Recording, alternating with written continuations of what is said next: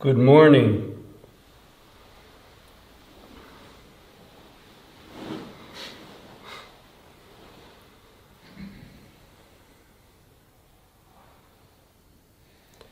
I trust it is clear from your own experience.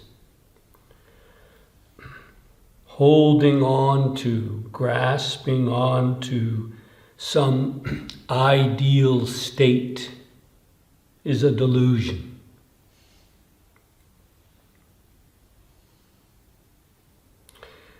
Where does that need for an ideal state come from?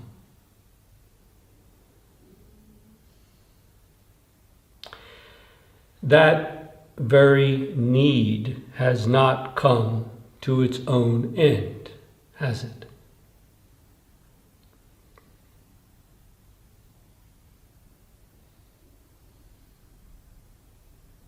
A delusion hidden in our lovely lotus threads? Thus, round and round in the same old circles, entangled in, strangled by our lovely lotus threads. This is not the freedom that Zen speaks of.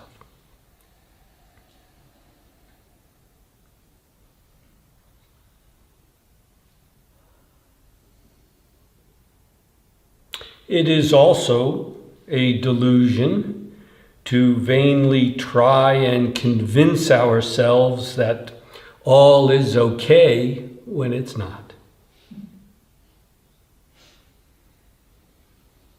We don't need someone else to point this out, do we?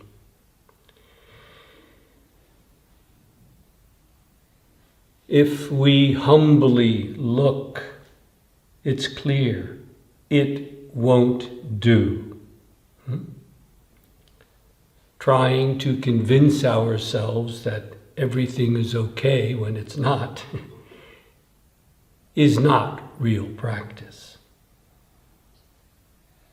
It is an escape from real practice, isn't it?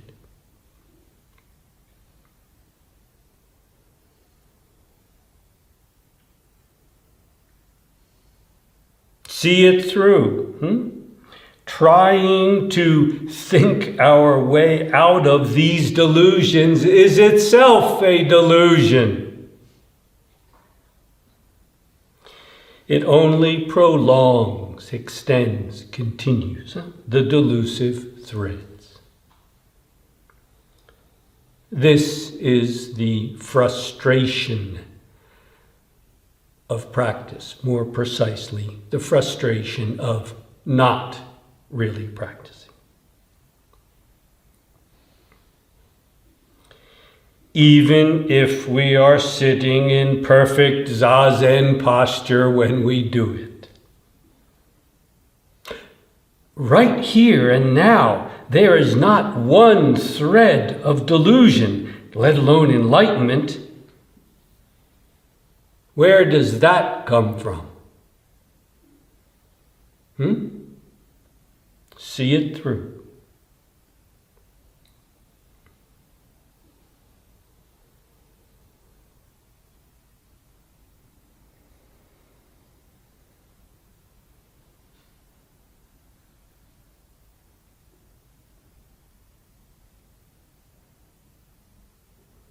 Quote, intellectual defilements break off suddenly like the vajra diamond.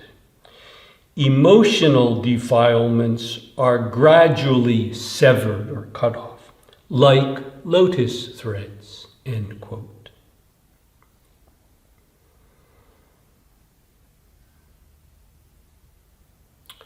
I will say this again, it's a Zen phrase. It may need some interpreting, but I leave that to the interpreters.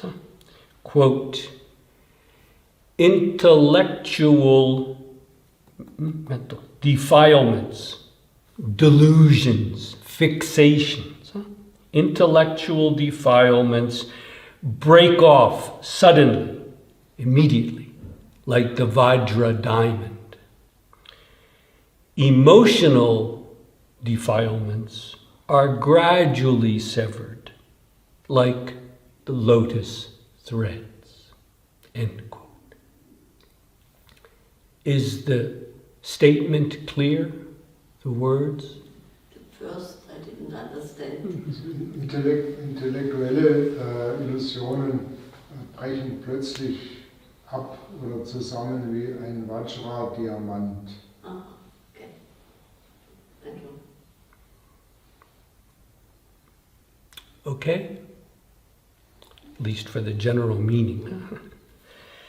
Again, this is a Zen phrase, a rather rare Zen phrase that actually speaks about the difference between what can be called mental or intellectual fixed view defilements and emotional feelings, the defilements there, the difference in nature. Usually, Zen does not bother to make this distinction. But here, in this statement, it does. Now, intellect, the mind, and emotions, the heart, the feelings, can be distinguished, separated, for practical purposes, as they are here. But they're not two completely different things. They are often one in and as us, right? We are emotionally attached to our thoughts and ideas, aren't we? And our thoughts and ideas can rouse very strong emotions, can't they? So, while there's not an absolute distinction, for practical purposes, we can clarify the difference between them. That is what is being done with this statement. Now, for you, in your present practice, what cleanly and suddenly, immediately breaks off?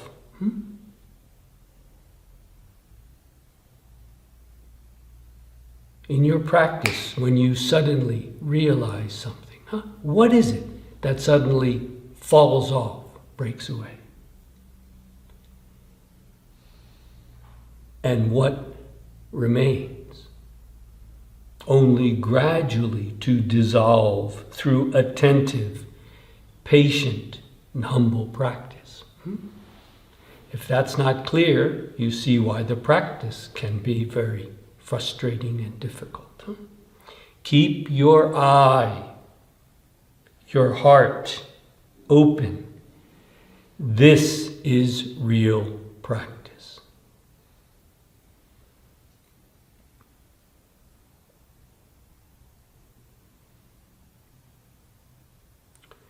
You see the obvious danger, when there is a moment, an hour, a week, or a month, where something has suddenly, immediately broken, fallen away.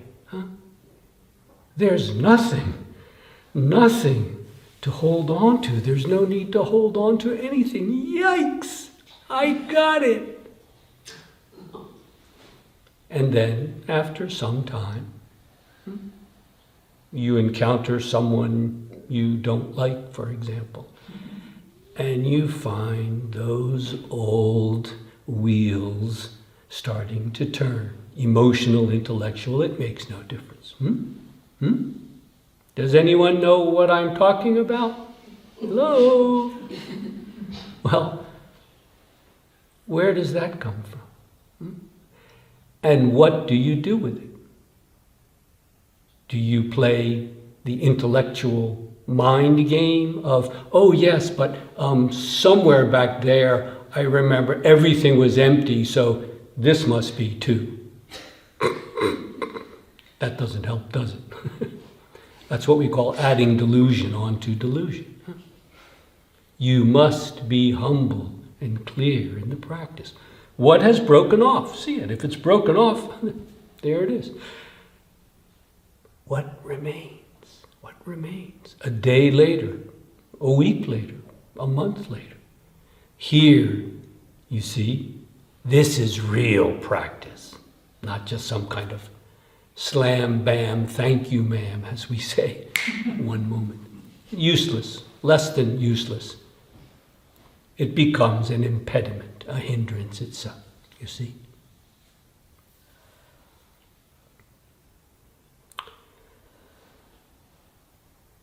In the 9th century, at the same time that Rinzai or Linji, the father of Rinzai Zen, the same time that he lived, there's another Zen master that's not so well known. He's worth looking into for this point.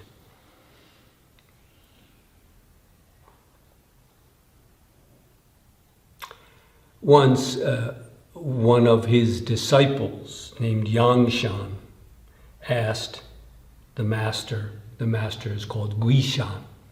Yangshan asked his master,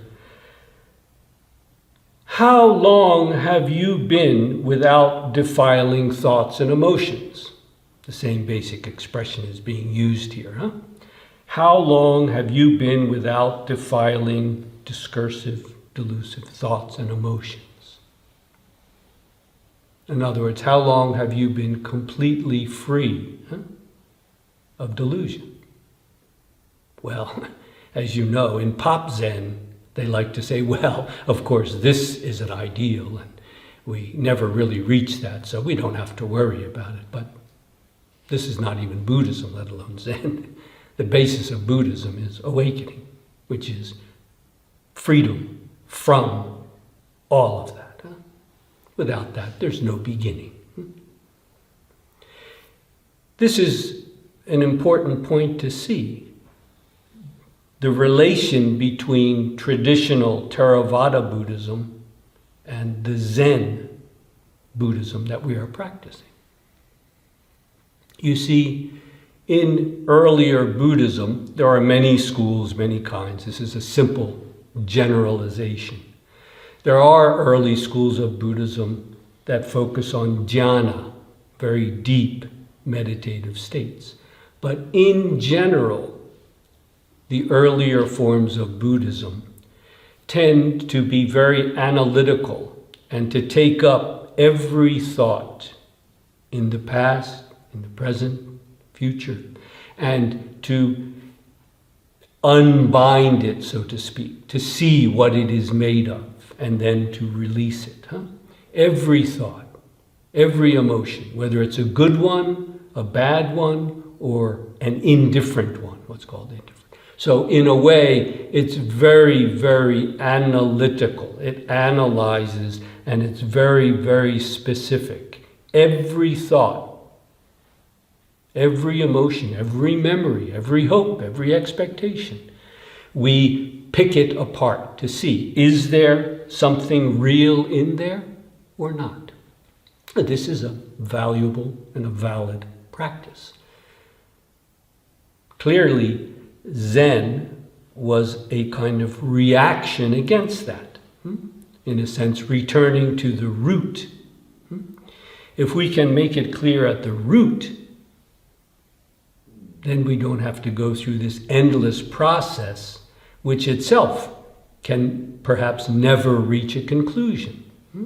You could spend the rest of your life, you see, looking at your thoughts and your emotions, picking them apart, becoming better at it, but never really get to the end, never really awaken. Well, this is a danger. There's a danger in Zen practice too, but Zen, to some extent, you see, was a reaction against that. Go for the root. Gautama Buddha's awakening itself.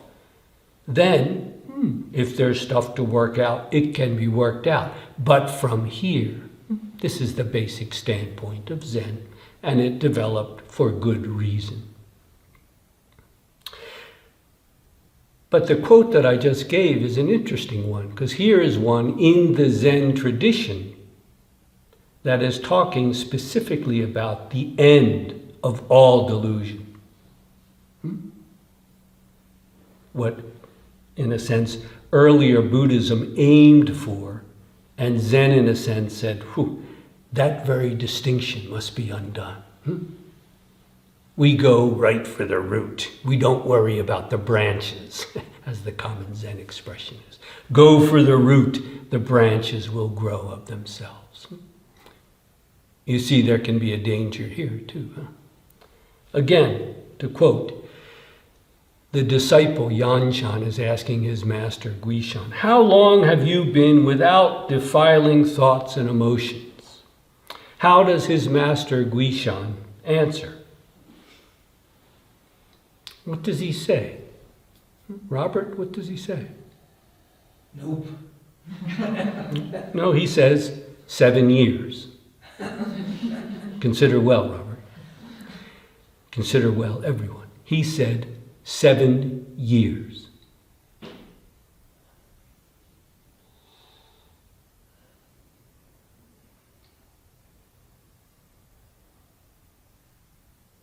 These two guys, the monk that asked and the master, Yangshan and Guishan in Chinese,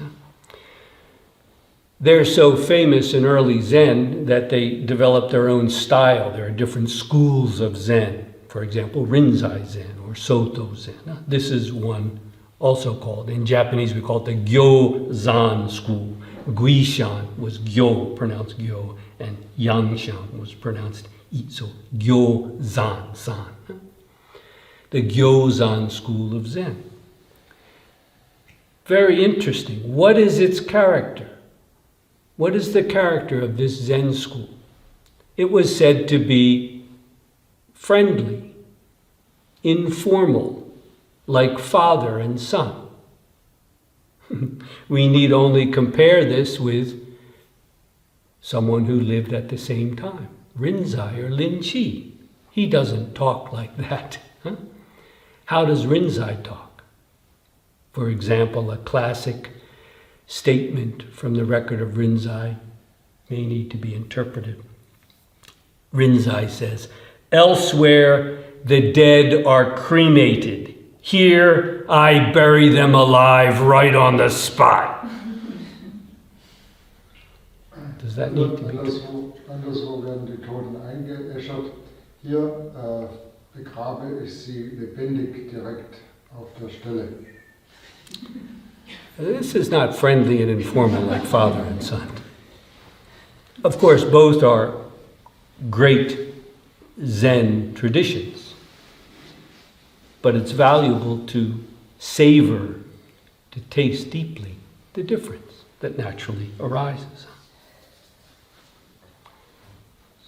As a matter of fact, if you bother to read the record of Rinzai, these two guys, Guishan and his disciple, Yanshan, appear in the record of Rinzai many times in the latter half of the record. And they are actually making comments on what Rinzai has said. Rinzai, the guy who's slapping people and yelling and screaming and not allowing a place to put your toe, let alone your foot. And yet, if you read carefully the record of Rinzai, it is these two guys that then almost make a joke out of it, almost make fun of it. Very interesting. What has the Zen tradition done that it allows Rinzai to be Rinzai and then to have these two guys slip in and make their comments about it? They're doing what eventually became what we now call koans. They're raising koans, even what are called capping phrases. Historically, well, who knows when exactly this happened? It doesn't matter. But for example, one of the capping phrases that the master here, Guishan, mentions in the record of Rinzai, he says, Bernhard, you can understand this. Have a child and you understand a father's love.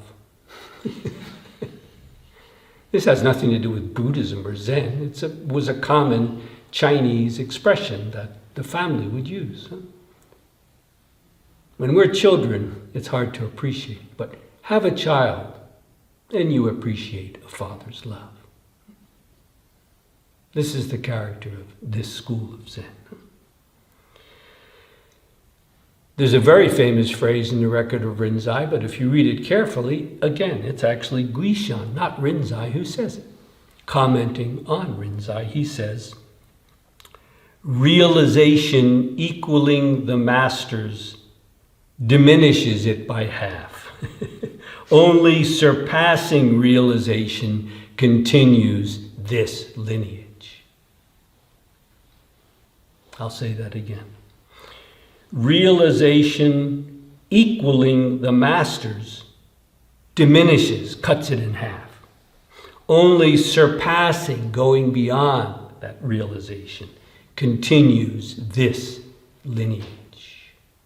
Kannst du mir das bitte übersetzen? Also die Verwirklichung, wenn deine Verwirklichung der des Meisters entspricht, dann ist es ein Abstieg. Nur wenn deine Verwirklichung die des Meisters übersteigt, ist es was Echtes. Okay. Guishan, this master, his admonition, something he wrote, it includes kind of a poem, was the first Zen text published in Japan. And it includes the famous statement, inquire exhaustively, all the way, inquire exhaustively into the dharma principle. Take awakening as your standard. Again. Inquire exhaustively into the dharma principle. Take awakening as your standard. Okay? Also, Du du sollst eindringlich das Dharma-Prinzip erforschen und die Erleuchtung oder das Erwachen als Standard nehmen. Standard. Not zazen, not the master-disciple relationship. Awakening itself is the standard, the basis. A fine koan. Many of you know Guishan already, although you may not have made the connection. He is the monk who kicked over the pitcher. Remember, the master put the pitcher up and said, I need a master for a new monastery that's been built, someone who can respond. Don't call this a pitcher. What do you call it? And then the senior-most monk said, well, it can't be called a wooden sandal. Guishan got up and kicked it, knocked it over and walked away. Well, he became the abbot of the next monastery. It's in the Mumon-kan, the gateless barrier, case 40. Pitcher ist ein Krug. Hat den Krug umgeschmissen.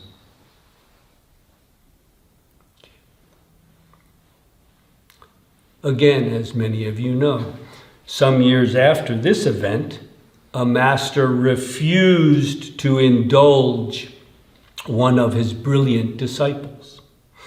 Eventually, that disciple was deeply awakened when a stone hit a bamboo. Does anyone not know this story? Well, the master was Guishan. Enough said.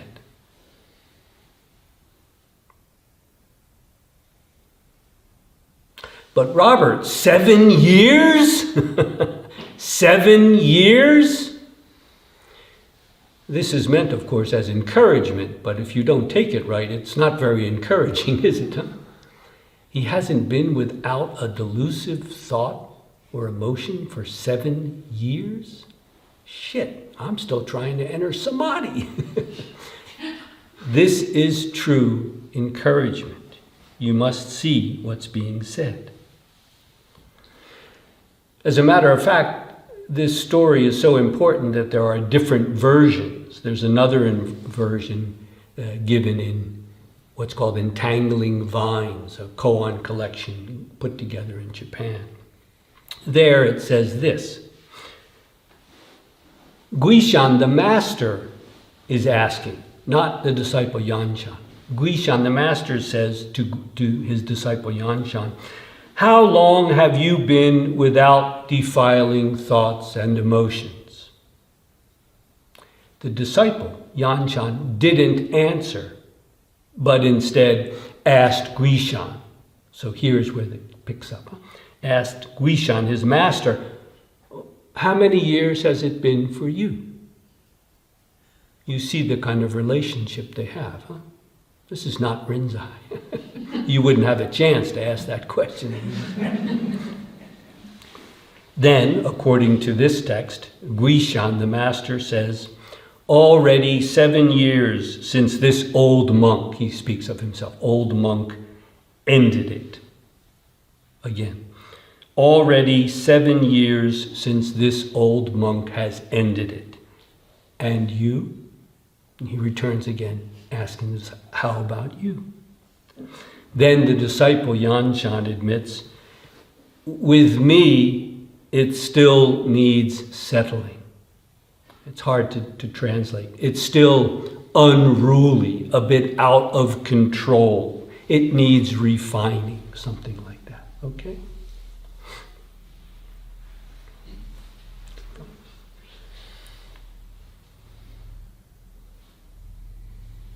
So now you think, ha, got it. Master Guishan was enlightened. The disciple Yanshan was not yet enlightened. That too is a delusive thread. Let it go.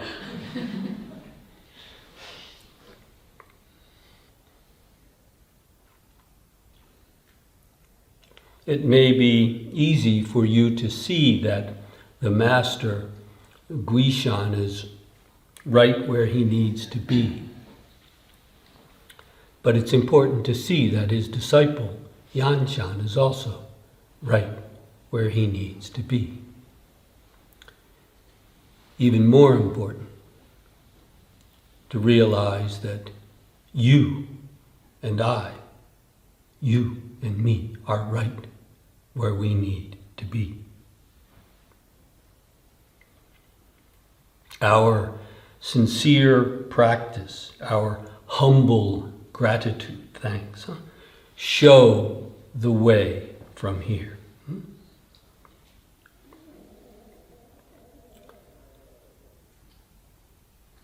As I mentioned in the first talk, Hakuin Eikaku, the Japanese Zen master, passed away just over 250 years ago. He summed up the essential point of Zen practice this way. He was actually talking about the statement of the delusive threads hidden in the lotus flower. He then states, the Mu koan is one method that cuts through the subtle roots of birth and death. Gnaw on it, he says, chew on it. Chew it to pieces until you chew right through the root of life. Finish dying, then come back to life. Don't wait till you're old and tears of regret are streaming down your cheeks. End quote. Again, this is Hakuin commenting on the statement of Guishan.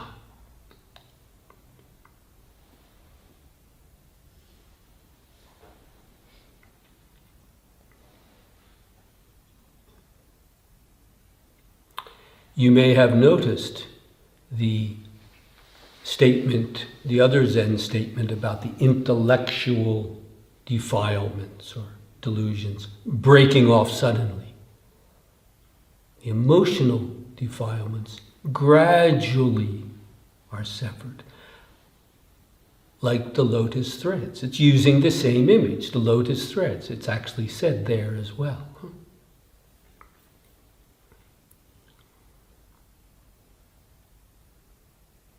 What is it, after all, in your own practice that remains hidden and yet you can still feel its pull somehow?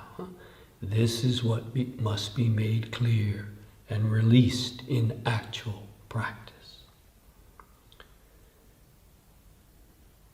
This is the value of sustained, continuous, constant samadhi, as in a retreat like this. No, the samadhi doesn't create awakening. It doesn't need to. But it's like cultivating a field. When the time is right, when the conditions are right, something will sprout, something will flower. The lotus will bloom. But if you have taken care of that field, watered it when needed, removed the weeds as needed, taken care moment to moment, day by day, when that flower blooms, if you do nothing, ignore it, let the rubbish, the trash there, the weeds and everything, something may bloom, but you won't be able to see it, will you? You certainly won't be able to bring it to life and work with it in the world, will you? It will be useless, less than useless. Beware. Thus, living a proper lifestyle. This isn't just some kind of moral teaching. It is, but it's much deeper than that. Without living a proper lifestyle in accord, naturally, at one, in accord with this, it will not blossom. It will not blossom as a flower blooms and blossoms. Again, it's a common mistake to think that by taking care, cultivating, as we say, cultivating the field, we create. No, we don't need to. We don't need to. But when it does come, is the field ready or not? If it is, we can really bring it to life, you see? Be of service to others and not just fall into the hole of our awakening. Another common Zen expression.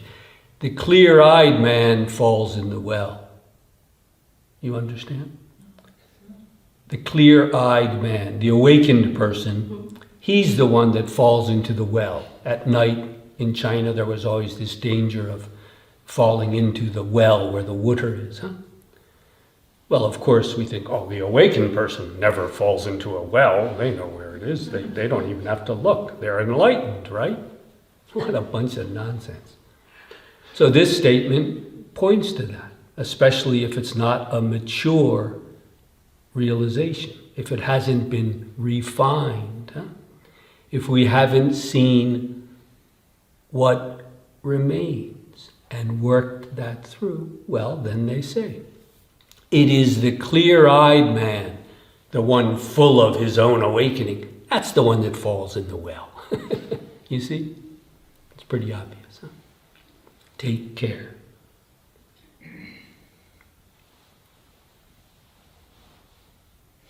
As I said on the first Dharma talk, practicing properly, it's clear. What had seemed impossible from the outside becomes inevitable. It can't help but happen.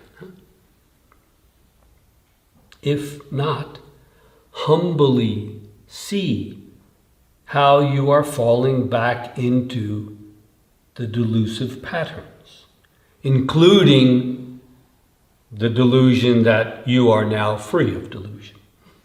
There's nothing in those lotus threads, right? Keep that single eye open. Humbly correct it. There's a very droll, very down-to-earth statement that's used in Zen. It actually comes from Confucianism, which is very simply, if you make a mistake, correct it.